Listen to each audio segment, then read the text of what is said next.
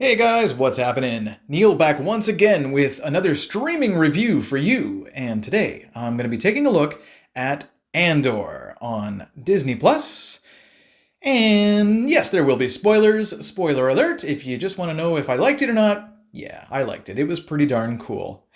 So you've been warned. Now, Andor, of course, it refers to Cassian Andor, the character from Rogue One, who, along with his crew there, Jyn Erso and everyone, they sacrificed themselves at the end of Rogue One to get to the Star plans into the hands of the rebellion.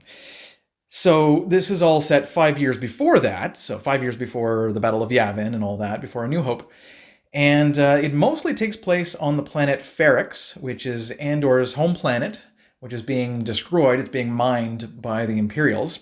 Those dastardly Imperials. Yeah, they're real jerks, most of them here, as you'd expect. And this show it's really more of a drama than an action show. I got to mention that right off the bat here because it's not like every third scene has an action scene. It's not a shootout all the time or anything like that. It is very intellectual. There's a lot of chit-chat at the beginning, and it may only appeal to older audiences. Kids may not stick with this one. It's not really aimed at them in this case. I think it is really a more mature Star Wars show. But there is a lot of chatting going on, and for those with short attention spans, it may be tough to get through the first couple of episodes, but by episode 3, the action picks up, so don't worry. Now, Diego Luna, back again as Cassian Andor, of course. He is very intense, very good in this role. He's very intense and angry for good reason, because of what's happening to his planet and everything like that. And the show actually starts off with him killing 2 officers, and so then he's on the run, and he winds up hooking up with these other Empire haters, and winds up doing a job for Luthen, who's played by Stellan Skarsgård. It's a very enigmatic character. Now, the action does pick up around episode 3, I'd say, and later on, there's actually this heist where most of the team, well, I'd say maybe half of them anyway, wind up dead, and Cassian winds up with the loot. And he's on the run, but tries to get back to his mother, but she dies before he can get there, sadly. The Empire is actually very fascinating to see what goes on behind closed doors. I really loved learning more and more about how the Imperials operate. So in terms of the bad guys here, the main villains are Kyle Soller, plays a character called Cyril Karn, who's a deputy inspector, as part of this authority group who goes after Cassian. And there's this Major Partagas, I believe his name is. He's played by Anton Lesser, who played Qyburn from Game of Thrones. And he's in charge of everybody. He's in charge of the whole Imperial Security Bureau. Denise Goff is another villain. She plays this ambitious Imperial supervisor, Deidre Miro. Or Mira. I think it's Miro, actually. And we also get, in terms of the good guys, we get Mon Mothma, who's an Imperial senator at this time, and she's secretly funding the rebellion.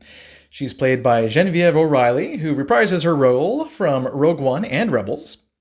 We also get a little bit of Forrest Whitaker's Saw Gerrera from Rogue One as well, so very cool to see him again chatting with Luthen. So what winds up happening with Cassian is back on his planet, he winds up actually getting incarcerated, and he's forced to work in this kind of factory with Andy Serkis playing his boss named Kino Loy. Now, the inmates, they eventually, realize that, they're not getting out of there ever. So they plan this revolt and they escape. Some are killed and some are left behind, like Andy Serkis's character. Cassian escapes, and by the end, by episode 12, the best episode, I'd say, he comes home, and there's an uprising. The uprising is thanks to the recording of Cassian's mother, Marva, that rallies the people in the streets, and they start fighting the Imperials. They create a riot. And Luthen is there too, and he was actually planning on killing Cassian, but it looks like he'll be letting him live, and going to make some use of his talents. And don't forget to stay for the post-credits in episode 12, all right? Because we get to see the Death Star being built, so that's kind of cool. It's a short little part, but it makes perfect sense, of course, in terms of the timing, but I thought it was pretty cool. So, this show is one that does require a lot of patience. It does take its time getting going, but once it does, it does get better and better with every episode. It's a very personal story, and it really makes you feel for Cassian and what he's forced to do sometimes. There's a lot of characters to kind of keep track of, so you really got to pay attention. But it's definitely worth investing your time in.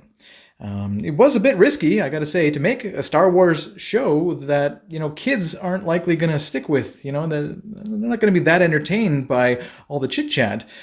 But the acting is so good, and everyone is so intense, and the story about just how truly evil the Empire is, it just works. It just works so well. And I think that the show's success, it really just shows that there is an appetite for this kind of a Star Wars show, an intellectual show, not for those on their phones all the time while they watch.